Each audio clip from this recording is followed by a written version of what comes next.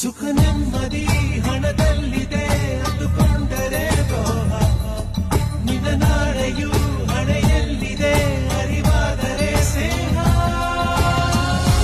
ಆಸೆಗೆ ಬದುಕೋರೆಲ್ಲ ಮಣ್ಣಾಗಿ ಹೋಗೋರೆ, ನಿಂದು ಅಷ್ಟೇ ಪ್ಯಾರೆ.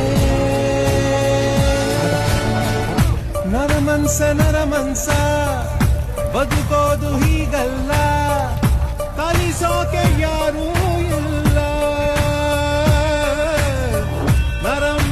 ನರಮನ್ಸ ನಿಂದೇನು ನಡೆಯೋಲ್ಲ,